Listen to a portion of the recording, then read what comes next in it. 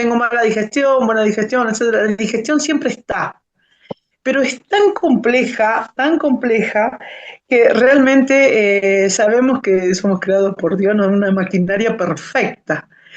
Y como es perfecta, así como hay, por ejemplo, autos de última gama, que hay que ponerle las cosas bien, el aceite que pide, todas las cosas que pertenecen, nosotros maltratamos tanto a nuestro aparato digestivo, que es donde entra, digamos, nuestra alimentación para que podamos crecer, para que todos nuestros órganos puedan andar bien, ¿no?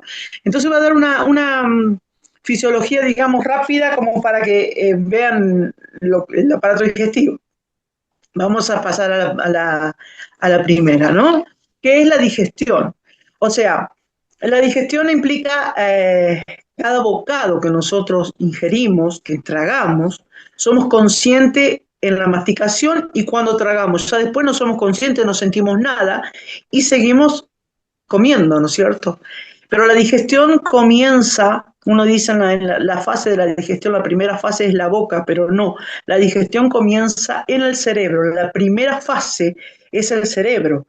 ¿Por qué, por ejemplo, cuando uno, con dos sentidos, ¿no? Con la visión y con el olfato?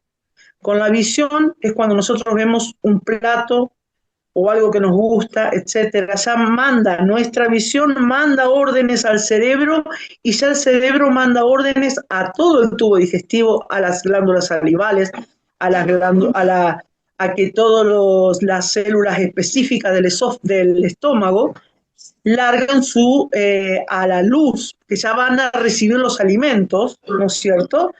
Con todo lo que tienen, que ya lo vamos a ver después. Entonces, la primera fase es la cerebral, o sea, el cerebro, ¿no? Vemos nosotros, y nuestro olfato hace que la máquina, digamos, de la digestión, nuestro aparato digestivo, comience a funcionar. Hay procesos mecánicos y químicos. Los mecánicos específicamente es la boca, los dientes. ¿Cómo le debemos nosotros, qué debemos hacer bien para que el estómago no se sobrecargue el trabajo de él, ¿no es cierto? Más el trabajo de los dientes cuando, por ejemplo, no masticamos bien la comida, cada bocado, y le tragamos y los alimentos no están bien triturados. Comparemos la función de los dientes, vendrían a ser como si fuera una procesadora, que uno le pone una cebolla a la mitad, le pone las verduras enteras, así, y la procesadora procesa y hace como una pasta. Así es como deberíamos nosotros tragar cada bocado, y no lo hacemos, ¿no es cierto? Por eso me dijeron que tengo que contar hasta 30, hasta 40, etcétera. Pero el hecho es cómo nosotros no estamos, es un hábito, ¿no es cierto? Eso, la repetición hacia el hábito. Entonces lo importante es saber cómo debemos comer, ¿no es cierto? Y después está la digestión, entonces está en la boca, el esófago, en la primera porción del duodeno, y después viene la absorción. ¿Cómo pasan esos alimentos, esa masa que ya en el estómago se transforma en quimo, en más líquido, más suave, ¿no es cierto?, que pasa al intestino delgado, y del intestino delgado pasa a la absorción? Hay la pared del intestino delgado, está formado por una célula que se llaman los enterocitos, y esos pasan en, en forma de, no como lo tragamos, ¿no es cierto?, sino que, por ejemplo, una, un arroz, que es un cereal, que es lo primero, ¿no es cierto?, que lo que más tiene el arroz, las harinas, etcétera, son los hidratos de carbono. Esos hidratos de carbono van a irse fraccionando en polihidratos, ¿no es cierto? Y en monohidrato, o sea, una sola fórmula es la que atraviesa la pared del enterocito al capilar, a la sangre. Entonces es importante el tiempo que nosotros debemos hacer, ya sea comiendo ya sea después de que la comida, que hemos terminado de comer, el trabajo que tiene que hacer el estómago y después la absorción a sangre de los alimentos, de las sustancias. Los hidratos de carbono, ¿no es cierto?, se van en monohidratos como es la glucosa, la fructosa, etcétera, ¿no es cierto?, en los hidratos de carbono. Eso es el rápido, digamos, lo que es la digestión. Va de la boca, ¿no es cierto? Se tiene que triturar bien los alimentos con la masticación y después pasa por el estómago, en los cuales vamos a ver después qué cantidad de cosas, de células específicas que tiene el estómago para ir al duodeno. Y en el duodeno, la primera parte del duodeno, hay hay dos conductos que van a ir. La bilis, que va a ir al tubo digestivo, al duodeno, y los jugos pancreáticos que van a desdoblar la parte de las proteínas, de las grasas que uno come y del azúcar. Entonces, eso va a la luz del intestino. Hoy hablaba Carmen, Carmen, María Pinzón, del cual de la historia del páncreas, ¿no? El páncreas tiene, que es también, ahora lo vamos a ver la próxima. Acá está, ahora lo voy a ver, en la próxima va a ver. El aparato digestivo está formado, no, el anterior está por un tubo digestivo que va de la boca al ano, o sea, la última parte del intestino grueso, la boca, faringe, esófago, estómago, intestino duodeno, que es la primera parte del intestino delgado, el intestino delgado, que es propiamente dicho, que es donde se absorbe todos los nutrientes, yeyuno e ilion, y luego el colon, que es como un arco, digamos, que están viendo ahí en la figurita, cómo cómo se va la formación normal, pero a veces hay un intestino grueso largo o grande y a veces esos son los problemas que hay con el asunto de la sintomatología, por ejemplo, ¿no? Cuando un intestino es largo, no se toma mucha agua, no se come ciertos alimentos como los que tienen fibras, ¿no es cierto? Y la mala alimentación hace que el intestino no pueda evacuar las heces, ¿no es cierto? Pero nosotros vemos que, bueno, vemos que el cerebro, todos sabemos que tenemos un cerebro acá en el cráneo y el segundo cerebro en el intestino es el intestino grueso, ese arquito que hace rosadito en la figura, ese es, ¿por qué es el segundo cerebro? Porque hay una explicación, digamos, eh, anatómica. Cuando un ser humano se está formando, ¿no es cierto? Las mismas células que van a formar el ectodermo, que va a formar el cerebro, va a formar el aparato digestivo. O sea que se dividen, ¿no es cierto? Y uno va a formar el cerebro y las otras van a formar el aparato digestivo. O sea, esa es lo complejo que hay en el asunto. Ya lo vemos decir, ay, por eso cuando me asusto me puede doler el estómago, que hoy dijiste, Claudia, y cuando hablaba el Freddy, ¿qué sintomatologías hay, no es cierto? El sistema nervioso con el aparato digestivo tiene mucha unión, se manifiesta muchas veces. Así también se manifiesta, por ejemplo, en la frecuencia cardíaca, en la piel, en etcétera, ¿no es cierto? Pero muy unido está el aparato digestivo con el cerebro. La próxima, ese es el tubo digestivo que mide 9 metros aproximadamente, de la boca al ano, ¿no es cierto? Y los anexos, que son las glándulas salivales, que por eso es importante, no sé si ustedes conocen este dicho, se me hace agua la boca cuando vemos algo rico, algo que nos gusta, etcétera, que la saliva empieza las glándulas salivales empiezan a funcionar y aumenta la saliva en la boca cuando nosotros empezamos a comer. El otra glándula, el hígado, es el órgano, el laboratorio principal, es una de las, es quien desintoxica nuestra sangre, ¿no es cierto? Y evacúa también eh, todo lo tóxico que podemos llegar o a comer o a inhalar, ¿no es cierto? La parte respiratoria, que eso también tiene que ver. Y hay un órgano que se llama vesícula biliar, eso que ven marroncito ahí, ¿cómo es? Arriba del hígado. No sé si Claudia podés marcar, si no lo describo. La vesícula, ese es el hígado, esa es la vesícula, y el esófago es lo que va de la boca, ¿no es cierto?, de la faringe al estómago. Ese es un órgano que no tiene, la función es de conectar la parte alta de la boca, de la faringe, al estómago.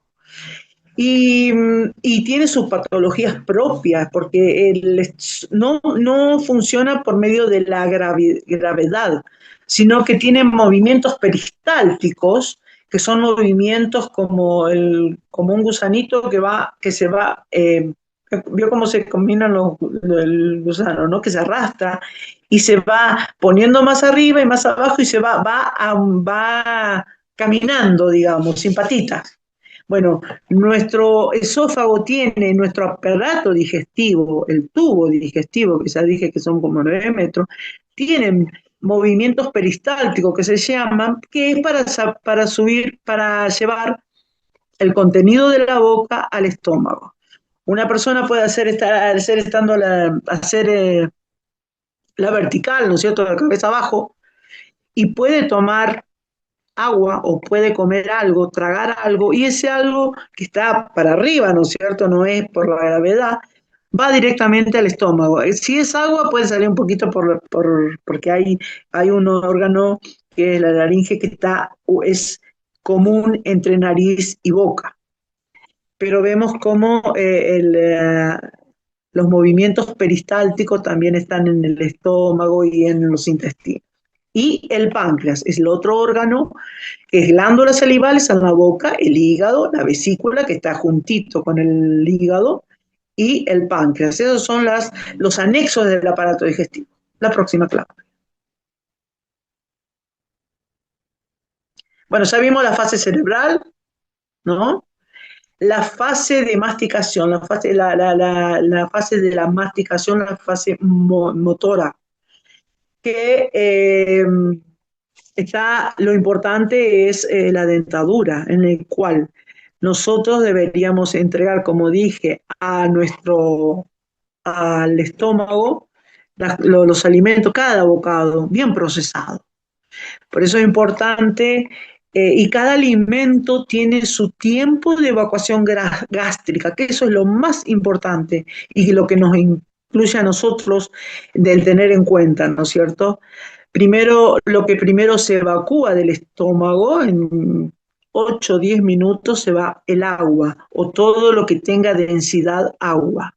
Luego va disminuyendo, aumentando la densidad y aumentando el tiempo de evacuación gástrica. Es cuando, por ejemplo, algún líquido tiene mayor intensidad, como puede ser un yogur o una sopa crema, etcétera, ¿no es cierto? Cuando es, por ejemplo, una sopa de zapallo, lo mixeamos, lo licuamos y esa tiene más densidad que el agua. Entonces tarda un poco más en evacuarse. Y después están las frutas, que tienen una evacuación gástrica más rápida en número, ¿no es cierto? Primero el agua, después lo que es más densidad del agua, después las frutas, según las frutas, ¿no es cierto? Porque hay frutas que son más duras, que hay que masticarlas bien, como por ejemplo la manzana. La manzana, si uno traga un pedazo o se le escapa, ¿no es cierto?, un pedazo más duro, eso tarda en evacuarse, no tanto como otros alimentos, ¿no? bueno, la parte de frutas, ¿no es cierto? Verduras, hay verduras más según cómo se preparen, etcétera, ¿no es cierto? Pero hay que masticarla. Y lo último que se evacúa, tiempo de evacuación gástrica, está la carne, ya sea de diferentes origen, ¿no es cierto? Pero la alimentación cárnica tiene diferente tiempo de evacuación, es la máxima. ¿Y por qué es tan importante la buena masticación? Cuando se come carne, eventualmente no mezclar con tantas cosas, ¿no es cierto? Que es importante saber porque tenemos un libro de Helen White en el cual en el Consejo sobre el régimen alimenticio hay lo que le estoy diciendo, yo lo estoy sacando de un libro de medicina, ¿no? De gastroenterología, son dos libros gordos solamente de gastro, pero el hermano White lo tenía en 1800.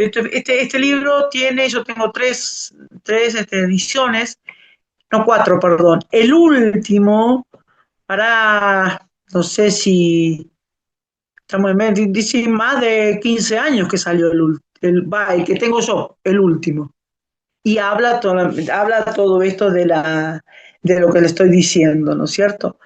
Pero por eso es importante saber que esto está de antes y hay cosas que todavía en los libros no están en fase de investigación, ¿no?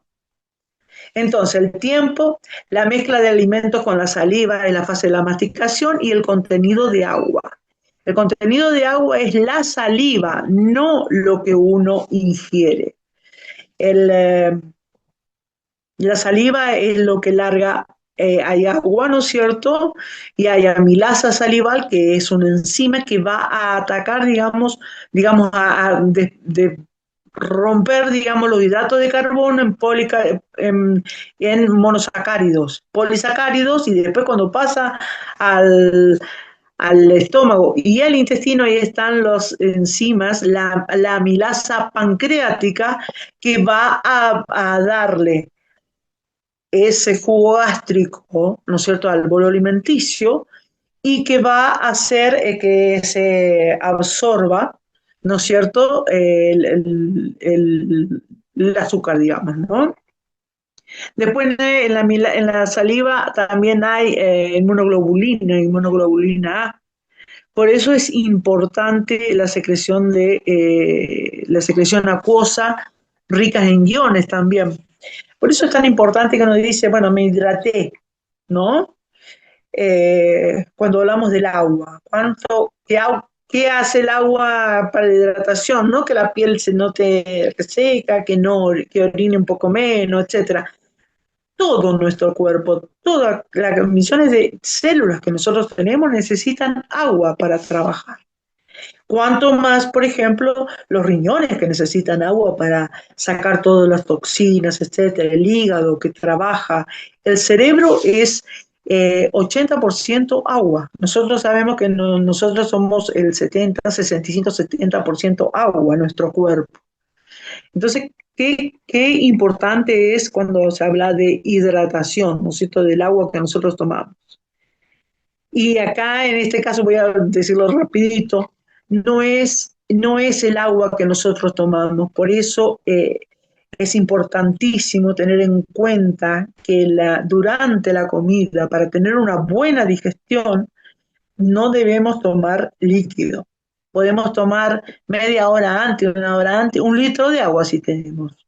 Pero a veces hay personas, ¿no es cierto?, que durante la comida se sacan la sed mientras están comiendo. A veces toman 1 litro durante el acto de masticar y tragar.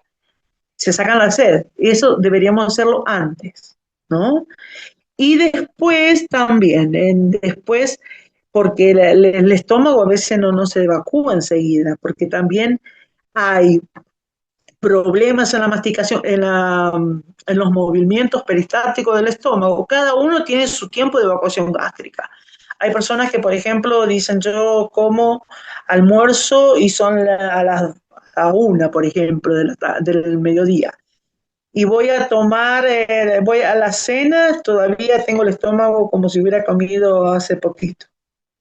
Eso hay que ver por medio de estudios, etcétera, cuando hay mucha sintomatología, etcétera, es importante a veces tomar ciertos recaudos en lo que comemos y cómo lo comemos, ¿cierto? Y a veces son los movimientos peristálticos que tiene que tener también el estómago para hacer la próxima, que son la fase gástrica de la digestión. Y la fase gástrica la tiene el estómago. El estómago es un órgano muy noble, ¿no?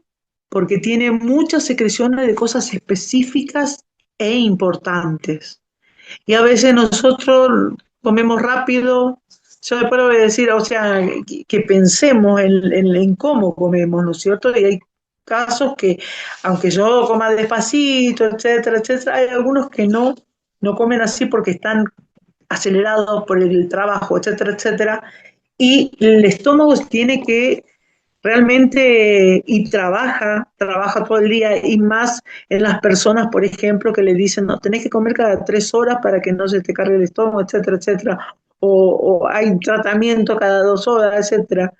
Y eso no, realmente los órganos de la digestión necesitan descanso también. Están trabajando todo el día, también necesitan descanso. Primera fase de la digestión, ¿no es cierto? Hay secreción de ácido clorhídrico, hay células específicas que forman el ácido clorhídrico. Cloro más hidrógeno forman el ácido clorhídrico.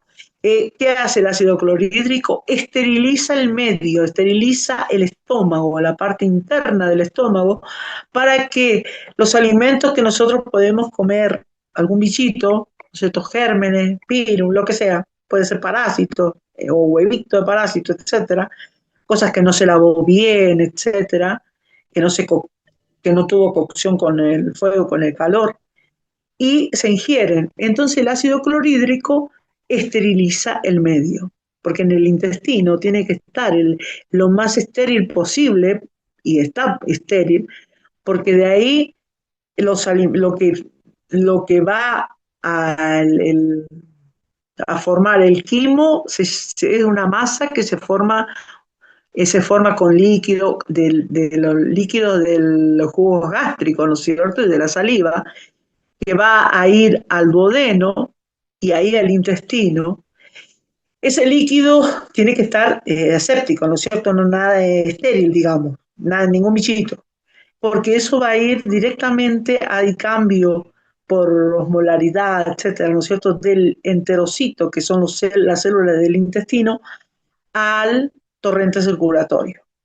Y a veces hay patologías en las cuales un intestino permeable, que se dice, que hay pasaje.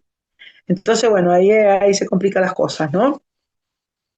Entonces, la segregación del ácido clorhídrico en el estómago, se segrega cantidad de pepsina, gastrina, motilina, secretina, glucagón, etcétera, etcétera, y esto sigue, ¿no es cierto?, el pepsinógeno. Y ahí en el segundo del ácido clorhídrico, en la secreción gástrica, es el factor intrínseco. Ahí donde dice factor intrínseco, les voy a contar de que cuando nosotros comemos alimentos que tengan vitamina B, la vitamina B se tiene que unir a este factor intrínseco que está, que quien lo fabrica son unas pequeñas células que están, pocas, ¿no es cierto?, que eh, están produciendo esa sustancia y inspira la sabiduría, ¿no es cierto?, de Dios para formarnos perfectos, ¿no?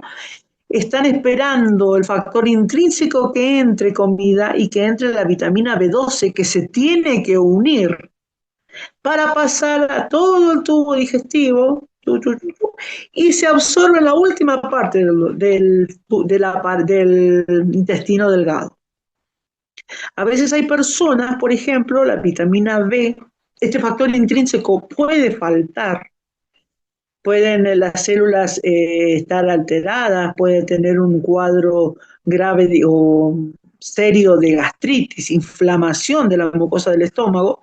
Entonces ese factor intrínseco, las células que producen factor intrínseco están lastimadas, no pueden producir factor intrínseco y la vitamina B12 que nosotros consumimos, nosotros diferentes alimentos, sigue el estómago, sigue por el duodeno, el intestino delgado, y se va al colon y se evacúa.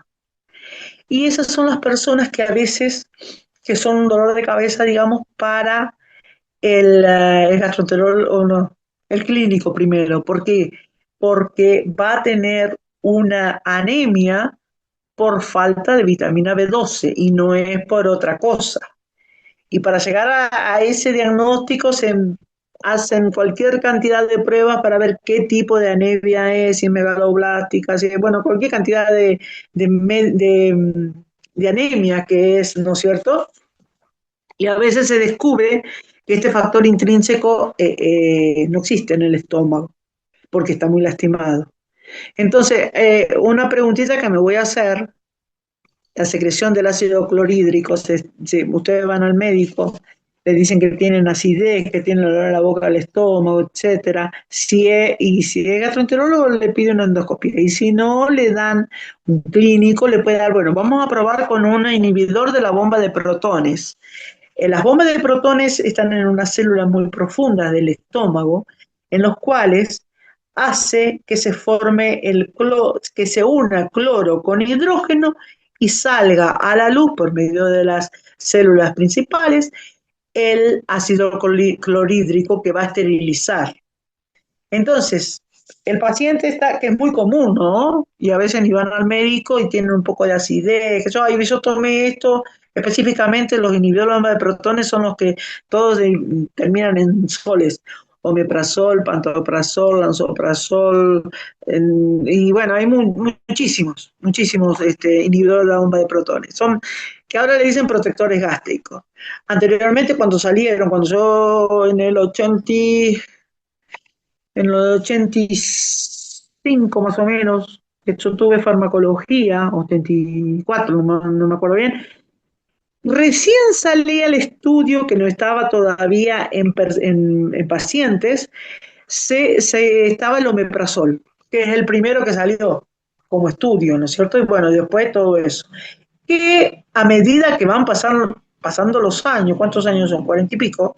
A medida que van pasando los años, al principio no había efectos adversos, podía tomarlo 1, 2, 5 años, no pasaba nada. Pero ahora se ha demostrado que la secreción de ácido clorhídrico es importante y se sabía que es importante. Pero bueno, ante calmar la sintomatología del paciente, se le indicaba eso, ¿no es cierto? No, yo, por ejemplo, en este momento cuando hay acidez, que uno dice acidez y se marca la parte del esternón, eso se llama médicamente se llama pirosis, pero es cuando hay reflujo ácido hacia el esófago. El estómago, ahí van a ver moco pepsinógeno, hay como una barrera de mucosidad que inhibe, digamos, recubre la mucosa del estómago para que no vaya el ácido clorhídrico que se necesita para la esterilización de los gérmenes, ¿no es cierto?, a lastimar la mucosa. Pero a veces hay mucha medicación que puede alterar la mucosa, como por ejemplo los analgésicos, puede ser el cigarrillo, el alcohol, los analgésicos, por ejemplo, el ibuprofeno, el que menos mal hace, pero hace mal para otras cosas, ¿no es cierto? El diclofenac, esos son antiprostaglandínicos que inhiben a esta formación de moco, ¿no? La próxima, esa es la fase gástrica. Y luego de la fase gástrica también está la función motora. La motora, como dije, son los movimientos peristálticos que hacen maceración, digamos, mezcla los sólidos con los líquidos gástricos y hacen que y los movimientos peristálticos, la parte del fundus gástrico, ¿no es cierto?, la parte más alta del estómago, hace que hace como una masa, ¿no es cierto?, y ahí se forma el quimo, y eso, con los movimientos peristálticos del estómago, hace que los alimentos vayan al duodeno. La función motora, el estómago, la función absortiva, se absorben algunas sustancias de bajo peso molecular, como por ejemplo el agua. Hay parte del agua que si no se tiene que seguir, ¿no es cierto? Por eso es tan importante la hidratación. El alcohol, hay ciertas azúcares que se puede absorber, ¿no es cierto?, en el estómago, perdón, aminoácidos, fármacos, etcétera. Y después está la función excretora, que elimina metabolitos, ¿no es cierto?, como la urea, metales pesados, mercurio, etcétera, ¿no es cierto? La próxima es la parte de la digestión duodenal, o sea, el duodeno, que es la primera porción del intestino delgado, está el colédoco, que es el quien viene. A ver la próxima, que yo lo hay un dibujito. Está el duodeno, a ver si me lo podés, Claudia, a ver. El duodeno es el rosadito que vemos y el páncreas. Eso verde que se ve eso es el, el conducto de Winslow, que es, que es lo que lleva, ese es el colédoco, que lleva la bilis que forma el hígado la forma y la bilis por medio del conducto hepático común va a la vesícula.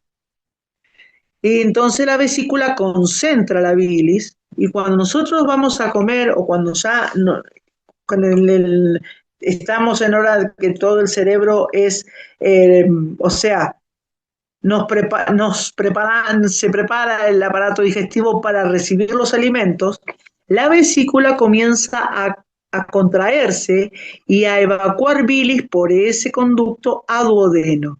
Entonces, cuando viene todo el proceso de la digestión del estómago que se contrae, que amasa y forma el quimo, que es más bien es una masa líquida, pero no es líquido con poca densidad, es con mucha densidad, que pasa por el duodeno y entonces se mezcla con la bilis, se mezcla porque por el mismo conducto va a desembocar el conducto colédoco y el de Wins, el pancreático, ¿no es cierto? El páncreas, no sé cómo decimos el páncreas, como hoy hablamos y todo eso, pero el 10% tiene función endocrina y exócrina. El 10% es función endocrina, que es la que hace la formación de insulina. El páncreas en la parte segrega insulina a la sangre, función endocrina. Y función exócrina son los jugos pancreáticos, teniendo en cuenta toda la próxima, Claudia, todas las enzimas que necesita cada vez que nosotros comemos para hacer la digestión. Las lipasas pancreáticas, la amilasa pancreática, que es los hidratos de carbono que yo les referí, y para las proteínas está el tripsinógeno, la prolactasa, la quimiotripsinógeno, quimioliptrina también, y carboxipeptidasa. Hay muchas más, estas son las más, digamos, conocidas. Conocidas no, porque si no, no llega. Sabemos que los lípidos no se metabolizan, no se rompen, digamos, en el estómago, sino es las enzimas pancreáticas son las que hacen específicamente el trabajo de la ruptura de las grasas, ¿no es cierto? Por eso, por ejemplo, y en la bilis también, cuando uno tiene cálculos de la vesícula, come algo pesadito, con grasa, contenido graso, ¿y qué pasa? Y tiene un cólico biliar. si es que tiene cálculo o que la vesícula no, o que le den exceso de contenido graso, entonces la vesícula se ve forzada a trabajar más y entonces todo depende de nuestra elección de los alimentos. Y la secreción hepática, como dije, el hígado forma la bilis, ¿no es cierto? Con las sales biliares, que también forma colesterol y también la bilirrubina. ¿Se acuerda que cuando uno le pide un hepatograma al paciente se le pide GOT, GPT, fosfatasa alcalina y bilirrubina? Son las cuatro, digamos, enzimas que forma la parte del hígado. Y acá el colesterol, ¿por qué el colesterol? Le voy a decir que le va a ser, ¿cómo es? Útil.